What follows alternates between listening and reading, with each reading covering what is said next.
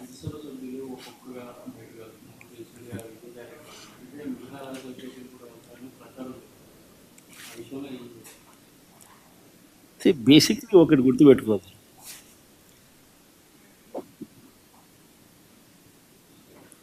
11 మంది మాకు రాజ్యసభ సభ్యులు ఉన్నారు. పోయిన వాళ్ళు ఎంత? 3 పోయినారు. సాయిరెడ్డితో కలుపుకుంటూ 4 పోయినారు. బేసిక్లీ పోయే ప్రతి ఒక్కరికి కూడా నేను ఒకటే మాటే చెప్తా, రాజకీయాలలో ఉన్నప్పుడు క్యారెక్టర్ ఉన్నాను, క్రెడిబిలిటీ అనే పదానికి అర్థం తెలిసిందాను. రాజకీయాలలో ఉన్నప్పుడు కాలర్ ఎగరేసుకొని చెప్పాలి, ఫలానోడు మా నాయకుడు అని. అది ముఖ్యమంత్రి అయినా సరే, ఎమ్మెల్యే ఎంపీ అలాంటి ఆయనైనా సరే, ఎమ్మెల్యే అయినా ఇలాంటి అయినా సరే, ఎవరి గురించి అయినా కానీ ఇట్లా గొప్పగా చెప్తాం.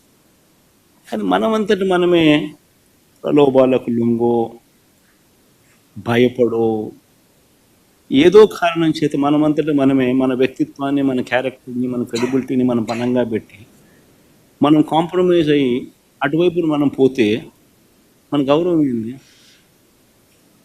మన వాల్యూ ఏంది, మన క్యారెక్టర్ ఏంది, మన క్రెడిబిలిటీ ఏంది? ప్రతి ఒక్కరూ రాజకీయాల్లో ఉన్నప్పుడు ఆలోచన చేసుకోవాలి. ఈ కష్టం అనేది ఎల్లకాలం ఉండదు. డెమోక్రసీ అంటేనే 5 years, మ్యాక్సిమం నీకున్న కష్టకాలం 5 years. 5 years if you can just hold on, then your time will come.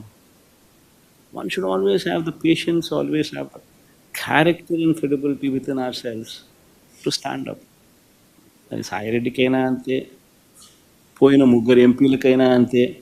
ఒకవేళ నువ్వు చెప్తా అన్నట్టు ఇంకా ఒకడో అరో ఇంకా పోయే కార్యక్రమం జరిగితే వాళ్ళకైనా ఇంతే. ఒకటి చెప్తా ఉన్నా, వైఎస్ఆర్సీపీ ఈరోజు ఉంది అని అంటే అది వీళ్ళందరి వల్ల లేదు.